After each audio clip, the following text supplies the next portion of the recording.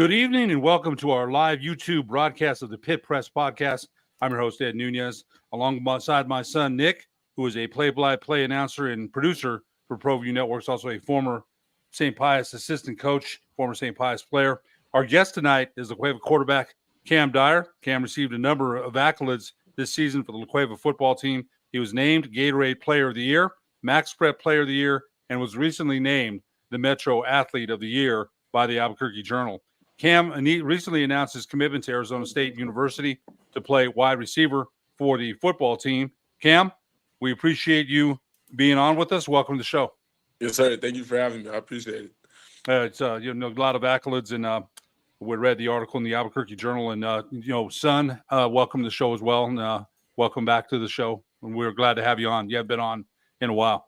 Yeah, no, absolutely. Excited to speak to Cam Dyer about his recent commitment to Arizona State, all that he accomplished on the football field, on the basketball court, track and field, and also in the classroom. So ready to get into it.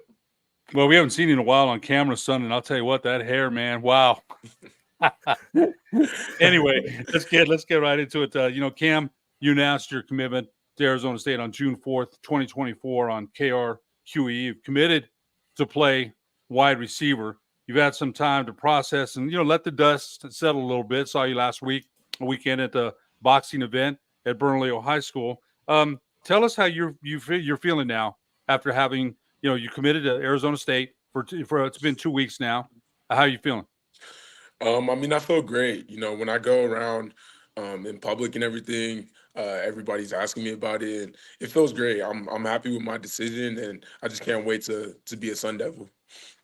Schools are recruiting, including the University of Houston, Texas Tech, University of Utah. Arizona State seems like they came in a little bit later in the process. Your Twitter account shows that you had a visit to ASU on May 31st, 2024. You announced your commitment on June 4th, 2024. When did ASU come to the picture in your recruitment process? Yeah, once I visited out there, I just kind of knew that it was a place that I could see myself at. And after I came back, I had told my parents that was a place I wanted to play at, and they felt like they were really at home as well. And so that place just felt like home. Once I stepped foot on campus, I had been there a little bit, a couple weeks before, and I really liked it out there from the beginning, really. So I kind of knew already going into my official visit that would be a place I would want to go. So. Beautiful campus. They're trying to revitalize that program there. I'm sure there's a lot of things, and they want you to play wide receiver, which we'll get into a little bit. But, what sold you? We mentioned the campus. The weather there is beautiful. Back in the day, Arizona State was a powerhouse. What was it that sold you on Arizona State? And remember, you're the Gatorade Player of the Year, the Max Preps Player of the Year at quarterback. Your head coach, Brandon Back, has been very complimentary of you as a quarterback, as your head basketball coach, Eric Orell, on the basketball court and on the track and field. It's a big position change to wide receiver. What was it that sold you about Arizona State?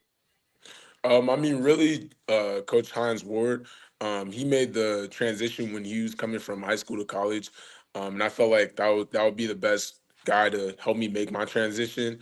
And what really sold me was he felt like he could get me to the NFL as a receiver.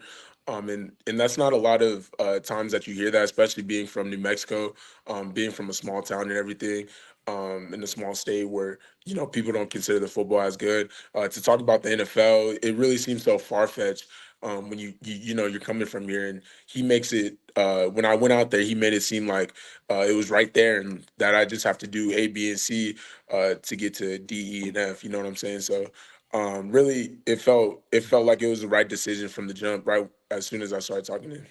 Hines Ward, the former Pittsburgh Steeler, spent several years in the NFL. And, there's a lot to learn at wide receiver. I'm sure you would agree with that. Coming out of your breaks, setting up a cornerback. There's so many things to learn. And I guess if you're learning from that guy, you must feel pretty confident about what he's going to teach you. Did he contact you directly? Did Coach Hines contact you directly? No, when they started recruiting me at first, it was mainly Coach Dillingham, which is the head coach. They actually offered me before Coach Ward was before he was on staff. But once he got on staff, he contacted me right away. And like I said, I had visited with him earlier on an unofficial visit, and that's when we got to really sit down and talk to him and chop it up a little bit. And that's like I said from the jump. That's really when I started to feel at home and everything, and started to buy into the idea of me transitioning from a quarterback to a receiver. Which is we mentioned you had a heck of a year last year. La Cueva beating Cleveland for the championship, 35-12. After Cleveland had beat you, earlier in the season, La Cueva Right. came all the way back and won that game. And Coach Hines Ward, what did he say about developing? You mentioned if you do A, B, C, and D, you'll be there. But what did he say? Anything specifically about developing you as a wide receiver in the National Football League? It's a place where everybody wants to be. You've got the size, you've got the athleticism, the speed, the strength. What did he say to you about that? I mean, as you mentioned, he feels like I have all those things. But he said the real thing that sticks out is my intelligence of the game of football. I mean, that's a key that plays a key role, especially if you're a receiver. Just to kind of know where to settle and to know what coverages guys are playing. Because I mean, that gives you the advantage, that gives you the upper hand. Because if you know where to be, then the quarterback's obviously going to know where you're going to be. And then that way you can move on and move the ball up and everything like that and make the easy plays. So he feels like that whole athleticism and my whole skill set adds on with my intelligence, and that's what makes me special. There's no question about it. You also ran some events in track and field for La Cueva. You finished third in the state in the long jump and also ran some medley races. Lots of players run track and field because it helps develop speed for other sports. How has the running track and field help you become a better football player? How has that helped you? Yeah, I mean, ever since I was younger, I could remember my dad. He actually put me in track, and I didn't really want to run track. I mean, no little kid really wants to just run for fun, I guess. So, I mean, it was cool, and I enjoyed it. I enjoyed all my time on the track. And so, like, ever since I was younger, you hear coaches say like that running track is the best thing that you could do for the football field, or that or wrestling. That way, you get that extra sport. You get the extra conditioning and all that stuff. But most importantly, you build mental toughness. Because I mean, when you're running those events, especially when you're running by yourself, it's just you out there on that track, and you got to compete. You got to either be a dog, and you got to not let stuff really break you. And it's the same on the wrestling mat. So I just figure those two sports. Out of those two sports, I'd definitely much rather run track and not do wrestling. I figure I'm more faster rather than big and strong. So I mean, it's helped me in many ways, and I'm thankful for my time on the track. Like I said. Well, as a wrestler, I got to say this before I turn it over to my son.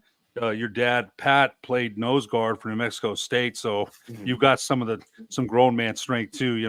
Just a And your little bit, mother was just a a heck little of an bit. athlete too. I don't want Yes, to sir. not forget your mother. Yes, Please, sir. let's not forget her. Son, go ahead. Cam, wanted to talk to you a little bit about the transition from quarterback to wide receiver. Now, you did play wide receiver for La Cueva your freshman and sophomore seasons. Looking at your stats on Max Preps, your sophomore year, you had 568 receiving yards, 5 receiving touchdowns. So you have experience playing the position. I know you've been on a couple podcasts already, Speak of the Devils and Prep Central with the Albuquerque Journal. You've got the experience playing, but talk about the recent experience you have, your sophomore season playing receiver for Aiden Armenta. How do you think that's going to help you transition into the role of wide receiver for Arizona State? Yeah, I mean, I think it'll be real similar in my sophomore year.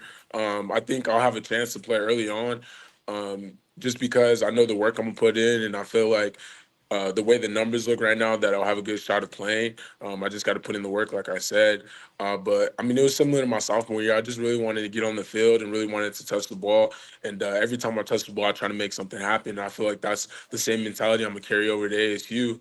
And I figured, kind of like Coach Ward has been telling me, since I'm a quarterback, I kind of know like how quarterbacks think. I do know how quarterbacks think, and so I'll know where to be, and I'll know how to run routes, and continue that connection going on, because that's a big thing, to have a good quarterback and receiver connection. So and I mean, that's what me and Aiden had our sophomore year, because he knew that I would be where I was supposed to be, because he knew that I knew the offense and that I was thinking on the same wavelength that he was. So I figured that it's gonna be real similar to my sophomore year transitioning over to receiver in the future. Now, this upcoming season for La Cueva, it's going to be your last season being the starting quarterback. I know you can't share any secrets, and I'm not asking you to, but you think you'll get any reps at the wide receiver position for La Cueva this upcoming season, whether it be in practice or maybe a play package or a play from Coach Back? As of right now, that's not the plan. As of right now, it's just to put myself in the best position at quarterback, to put my team in the best position that we can. As far as me developing as a receiver, I feel like that's just the transition that I'll have to start continuing to make after the season and after we hopefully win another state championship. And so, like right now, I'm still playing quarterback and I'm still leading my guys and trying to lead them to another state championship and taking it week by week and things like that. So. Speaking of the upcoming season and your quest to repeat as back-to-back 6A state champions, you guys are in the summer part of the program now, summer workouts. Your first game is about 2 months away. I believe it's August 23rd against Volcano Vista. How's the summer season been going for you in the La Cueva Bears camp? Oh, it's been going great. You know, we're actually that's why my voice is a little lost right now. We're actually coming off our youth camp that we had these past couple of days, and so the energy around the program, the community support, and everything it's great. I mean, there's no other place like it. There's no other program like it, and I'm glad to be a La Cueva Bear. And it's kind of sad to think that it's going to be my last year, but I'm excited. I'm ready to go. The guys are ready to go. We're hungry again, and we know that nothing's going to be given to us. So we got to go out and earn it, and we're ready to do that. So. Let me ask you this, Cam. You know, you were on with James Yotis on Prep Central, that podcast. You talked about playing with expectations. And I remember some of the things you said. You guys are on top of the mountain now. You know, you guys are being hunted. Last year, you were the hunters starting 0-3, then you win 10 games in a row. What's it like now? What's the mindset of you and the team playing with expectations? I mean, the target on our back is just going to keep getting bigger, and I think we know that. And you know, we gotta remind ourselves of that. You know, because it's not going to be easy going week by week and hopefully winning and doing our job like we're supposed to, and not getting. I think like complacency. That's the big thing. We can't get complacent. We got to stay hungry, and I think that you know Coach Back does a good job of reminding us that, and I'm gonna try and do my best job of reminding us that because I know you know what it took to get to last year, and I don't want to start off 0-3 again because that was rough. I mean, as much good that came out of that, it was rough. So, but yeah, so I mean, and even if we do, I mean, we just got to move forward from it. But yeah, we can't be complacent. So I think that's the biggest thing that we got to keep in mind. One more question for you, Cam, and I think we'll go to commercial break. Wanted to ask you about kind of the different schedule for summer workouts this season. The Albuquerque Journal had an article that, you know, some teams such as yourself were practicing in full pads around Memorial Day weekend. That's a little different. You know, my understanding is that it's usually kind of towards the end of summer, towards the closer to the start of the season when you guys go in full pads. What was that like? What has your experience been with that so far? Yeah, it was great. It was kind of like our version of spring ball. It was the first year that New Mexico had allowed us to do it. So we were really excited once we heard that we were able to do it because we had known that you know other states like Texas, California, some of those bigger states had allowed their kids to do it. And so we were excited once we heard that we get you know our version of spring ball. Some guys are doing their own version of you know summer ball or whatever you want to call it, which is just those 2 weeks or whatever. So we're very excited when we heard, and I was very excited, especially because I know the advantages that it comes with it. Because honestly, starting earlier, I mean, I feel like you have the better shot because you get to work out, you know, those kinks and all those that rustiness and all that stuff. And so I felt like it was good, and I felt like we had a good 2 weeks, and you know, we're only going to keep building on it. So you're watching the Pit Press Live. Our guest is La Cueva quarterback, Gatorade Player of the Year, Cam Dyer. We'll be back in just a moment after these messages.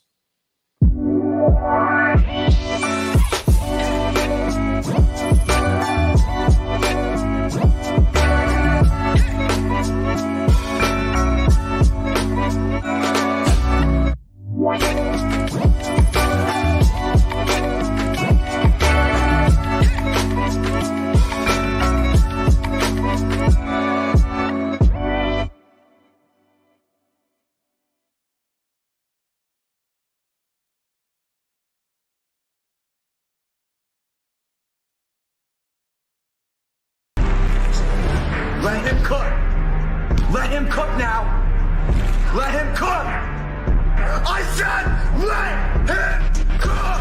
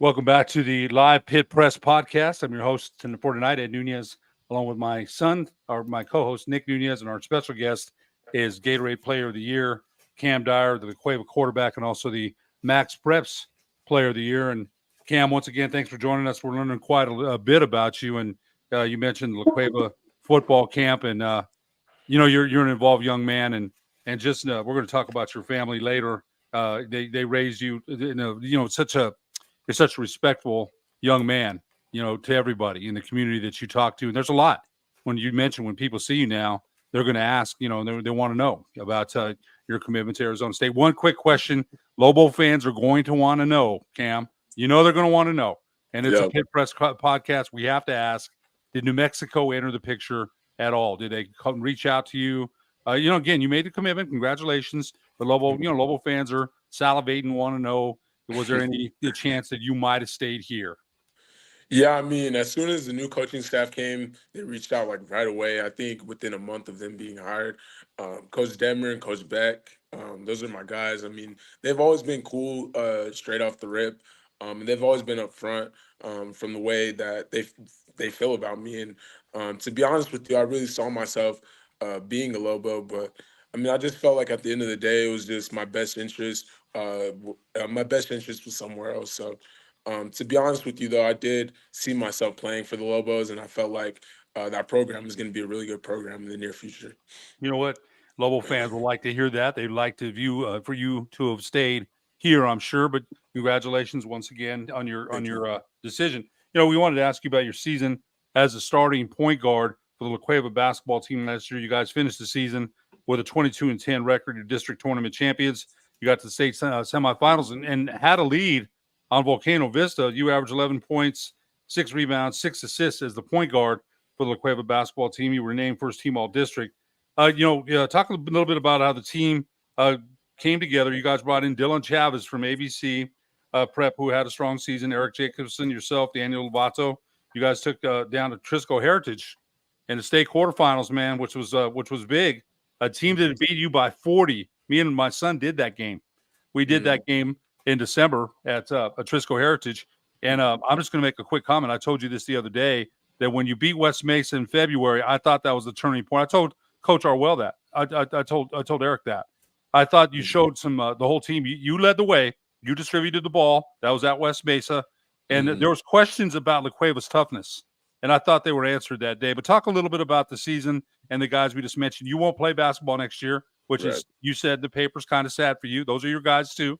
But talk a little bit about the basketball season, which, you were a big part of that, a huge part of getting La Cueva to where they were, and, close loss to the quarterfinals. But talk a little bit about that. Yeah, I mean, you said it. Those are my guys. Those are my brothers. I'm really gonna miss playing with them because all those guys, from top to bottom, those are my guys. But I mean, it was tough. I honestly thought we had a good shot of winning the state championship, and that would have been cool, to win it in football and in basketball. But ultimately, the ball didn't roll our way. Volcano is obviously a great program, and they deserve every bit of success that comes their way because they put in the work for it. And so, I mean, I just felt like it was hard because early on, we were thrown into a fire right away. And considering that Dylan had just came obviously from prep, So me and him weren't used to really playing together, other than like some pickup games, here and there. But so we weren't really used to playing together. And then I was obviously coming from football, and then some other guys were coming from just other places. So it was tough because we were thrown into the fire right away. But I feel like as the season went on, we just came together more and more as a team. And I know there's questions about our toughness, but I felt like we're one of the toughest teams in the state. I mean, we had one of the hardest schedules in the state. We had to face some adversity, with guys getting in some trouble and things like that. Which that's every team. Every team faces their own adversity, but I felt like we were thrown into fire and we came out and we handled it. A lot of people didn't think that we were going to beat Atrisco, but we thought, from the jump that we watched the film and we were like, oh yeah, we could beat these guys. And so I felt like we just came together as a team and we just fought through that adversity. And I really wanted to win it, but I mean, ultimately the ball didn't roll our way. But I'm really proud of the season, how it ended. So. It's funny that you would have that confidence watching that film because, like I said, my son and I did that game in December when La Cueva hit you with 100, Yeah.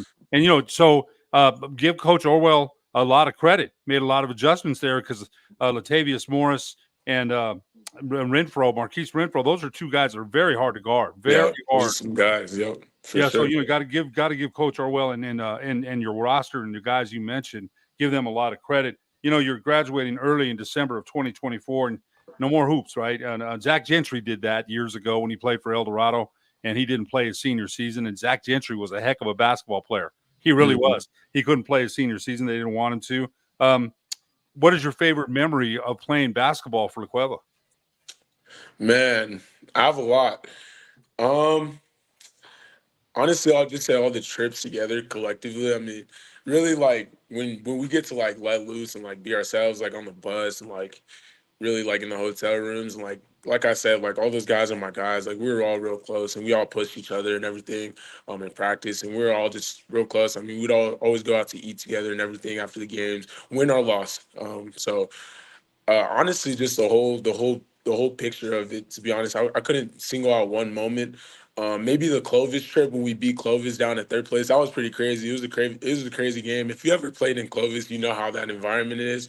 It's hard to get a win down there, but we came out on top, and I feel like that was really a good bonding moment for our team, and I really loved the laughs and everything that was shared. So if I had to pick one more, I mean, I guess that would be what it would be. So.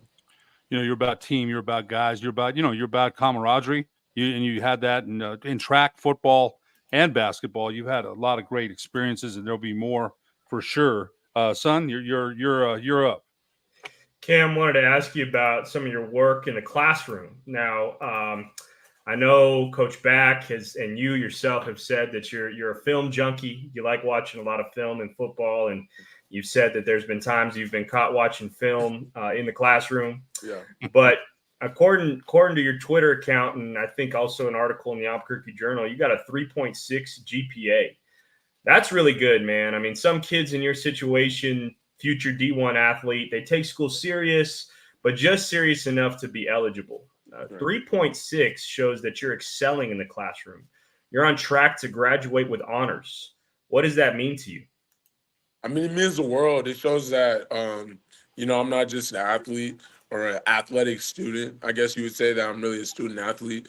And I wear it as a badge of honor. I mean, I like hearing people say, be like Cam, not just on the field, but off the field as well and in the classroom. And I really hold myself to a higher standard because I feel like that's the most important thing because, without that knowledge that you learn in the classroom, then I feel like you can't really excel at the next level, and you can't really keep on building on that because at the end of the day, everybody, there's a lot of guys with talent on the field, but some of those guys don't make it very far because they don't have the tools that they need that they get from school and that they get from learning and all that stuff. And my mom always says that school comes first, and I really see the difference now, and I really believe that because, like I said, I feel like some guys don't have that learning that they need and that schooling that they need, and they really get they're at a disadvantage because of it. So yeah, I'm thankful for it, and I'm glad that that my parents instilled that in me, and that they really pushed me in the classroom, and that I pushed myself to be great in the classroom as well. Cam, on the Prep Central podcast with James Yodis, you said that you were going to go to ASU to pursue a degree in sports administration and that you'd be enrolling in the baccalaureate program at Arizona State. Hopefully, Cam, you got a long football career ahead of you. You have a great career at ASU. God willing, hopefully you go to play in the NFL, have a long career, but eventually football will come to an end. So 20, 25 years from now, what can you see yourself doing with a degree in sports administration? Yeah, I mean, that's tough. That's tough to think about. I'm not fully sure, but I would always imagine myself coaching somewhere and staying around the game because I feel like I have a lot of knowledge of it, and I feel like I would love to share it with those who who want me to share it with them. So I always saw myself being a coach.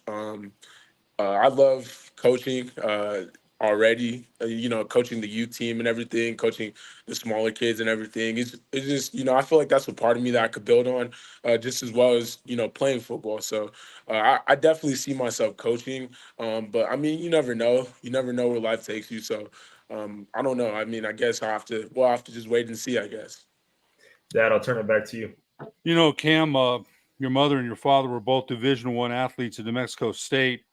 Dad played football, mom played softball. Your sister is a star for the Cueva girls basketball team and track team. And I do not want to forget your brother, Devin, who played at New Mexico State, is on his way to Western New Mexico, where I'm the voice of. And I'm very excited to see him out there. We need some help on our defensive line out there. Our defensive line was kind of thin last year, and he's going to bring some pop and power. I can't wait. I can't Yes, wait sir. to see him in a Mustang uniform. How has, we want to ask you about your relationship first with your father, who I've known for a long, long time, a very good man, someone who I have a lot of respect for, does a lot for the community. It's good to see you both and your brother Devin out there last week at the boxing event in Bernalillo High School. Talk a little bit about your relationship with your father, Pat. Yeah, I mean, I don't think there's any words that can describe it. I mean, he's been there for me since the beginning, obviously, and he's provided for us, and he's shown us what a good man looks like. And I feel like my relationship with him is the reason why I'm the way I am and the way I carry myself, because I see the way he holds himself, and I see the work that he puts in, and the result of it. I mean, the work that he puts in shows why he's where he's at in life. And I mean, he didn't come from much, and he could have just as easily been not all the good things that he is. And he used that as motivation to be better. And that's what I do, and that's what I've learned from him. So, like I said, I feel like my relationship with him definitely plays a big role in my life, and definitely sometimes determines, not determines, but sometimes influences the way I make decisions and the reason why I act the way I act. Your mother's name? Latasia. Talk about the relationship with her, because moms, even to this day, I'm very close to my son, very close, but mom is mom, man. Mom is, mom is mom. So talk about your mother and her, the way you carry yourself comes from both of them, but mothers have a lot to say. And all due respect to your father, Pat, but a lot of that has to do with your mom. So talk about the relationship with your mother. Oh yeah, most definitely. I mean, there's no doubt in my mind that I would be I would not be where I'm at if I didn't have my mom. I mean, like I said about my dad, I mean, I feel like there's no words that can describe it. And similar with my dad, the relationship we have is a big influence on my life. She pushes us to be great, and she knows that there's some sacrifices that comes with it, and she's fine with making those sacrifices for her, for our family.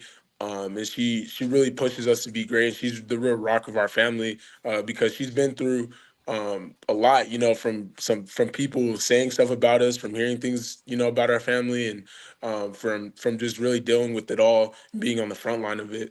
But she really instills in us to be great people off the field, and not just be smart or be athletic students, but to be student athletes. And for that, I'm forever grateful. So.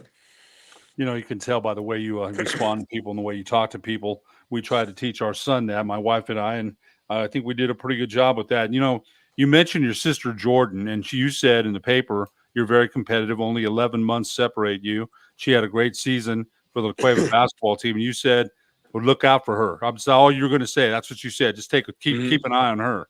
But this question comes from my son. If you were to give your sister Jordan a 10-meter head start and a 100-meter yard dash, could she beat you? I think so. Yeah, probably. If I was to give her a 10-meter head start, probably. She's fast. She's really fast. She didn't really get a chance to showcase her speed this year that much because she was traveling for basketball and everything. But no, she's quick. She's very quick. She grew up like we were probably like I was only probably a little bit faster than her, and she was like, yeah, no, she's fast. She's pretty fast. So I'll give her the 10-meter. Yeah, I'll give her the win with the 10-meter head start for sure. I'll give her that. I love that answer, kid. I love it. I love it, man. A lot of dudes would be like, hell no, right? No way. But No, I like that. too. I like She's that fun. answer. And that's go ahead, son. That's your turn. Yeah, Cam, I can just kind of speak to that. I think I did one or two of your sister's games at La Cueva this year, and man, just watching her in the open court. If it's a breakaway, nobody's catching her. No way. Yeah, no way. I wanted to ask you a little bit about some of the rivalries that you've been a part of for La Cueva, both in basketball and in football. In football, you guys have developed a good, healthy rivalry with Cleveland. This last year, you guys beat them in the state championship. The year before that, they beat you guys in the state championship in a high-scoring affair, 75-62. So there's a rivalry there. In basketball, quite a few. You play sometimes 2, 3, 4 times a year against some of these teams. One rivalry that I think is natural for La Cueva is against Sandia. So of all the rivalries that you've been a part of this far in your prep career, what are some of your favorite memories? I mean, really winning the state championship in football, I felt like that was really that was a really great moment for me in my team because I feel like we could have just as easily things could have just as easily went the other way, and we could have let the wheels fall off the train and things like that. But we didn't, and we ultimately came back. Same similar situation. Bad weather at third place. Delay. I mean, all that stuff. It was very similar game, and I think we didn't let all that other stuff, that outside noise, get to us, and we just came in. We worked all season. We knew that the game that we wanted, and ultimately we came out on top. So I mean, that would probably be my favorite overall memory. In basketball, I mean, I really love all the rivalries. It's fun. I mean, because, obviously I know that I'd always want to be a football player. So I guess basketball is kind of, my outlet to kind of just let myself, just play and not really, I guess, like, I wouldn't say worry about it because, I mean, everything I do at 100%. But, like, it's just different. It's a little different. It feels like it's just more for fun, and like football is more my job, if that makes sense. But yeah, so I mean those rivalries in basketball, they're always fun, and I mean all those guys on Sandia, Lil Brown, Gad, all those little guys coming up, they're like my little bros. So I mean it's fun playing against them, and like Eldo with Jackson and Josiah Mitchell and even West Mesa with Brody, like all those rivalries are fun. So. Yeah, and last question I have for you, Cam, is to talk about some of the matchups individually you've had now. Football and basketball are team sports, so it's not you versus one guy in either one of those. But I've watched you match up against some of the best athletes in the state. One of the memories I have was you of your sophomore year in basketball in the quarterfinals against Los Lunas. Coach Orrell had you match up with Jalen Holland, and man, that was quite an entertaining matchup to watch. On the football field, again, it's not one-on-one, but on the other side, when he played Cleveland a couple times, you got Division I commit Strat Schufelt to go against. So, and then in practice, right? I mean, La Cueva is such a prestigious school, man. You have so many good athletes, right? You just got to look over your shoulder and you got Mason Posa, or, Exodus Ayers. I mean, tremendous athletes. So in your prep careers, what's some of the best matchups that you remember? Yeah, I mean, my biggest rivalry is in practice for sure with Mason. I mean, we go at it all the time, and we're family. So I mean, at the end of the day, what happens on the field stays on the field, and we know that, we both know that, and even like guys like Nick Mertz and things like. I mean, we've been going at it all 4 years. So I mean, we know what it is, and it's fun. I mean, they say iron sharpens iron, and I think that's what it is. As far as like matchups with Cleveland, like. With Strat and everything, like we have tremendous respect for each other. Same with like basketball and football with like Elijah Brody, and like I forgot who's the other one that you mentioned. I'm sorry. Jalen Holland. Yeah, Jalen. Oh yeah, that's my guy. Two, we grew up playing basketball together. So, we all know each other. It's a small city, small state. I mean, the best typically tend to play together on like club teams and everything. So, I mean, everybody really knows each other, and out on the court, I mean, it's all business, but at the end of the day, it's fun, and it's good memories to look back on it, and, really, really look back on it and enjoy those memories again. So, Dad, I'll turn it to you. A couple of comments here, questions for you. You mentioned Mason Posa committed to Wisconsin.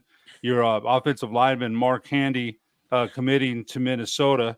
Just two quick comments on those two gentlemen there. Those guys, man, Mark Handy, the picture I saw in the paper, wow. And Yeah. Mason Posa, I did your game last year against Sandia, and he had that interception weaving his way in and out for, I think, a 55-yard return. So just your comments about those two guys. Yeah, I mean, Mark's definitely as big as he's listed. A lot of people, don't really know. They see this big kid from New Mexico, so they don't really know. And then they come out to see us, and all the coaches are like, like, wow. Like, and, I mean, that's really, yeah, he's big. So, but those two are my brothers. Those are my guys. We talk, every day, and things like that. And when you mention, grades and, got like how people are off the field, they're just as good people on the field as they are off the field. So, I mean, same thing, they're both great in the classroom. Mark and Mason both had Ivy League scholarships. We all did.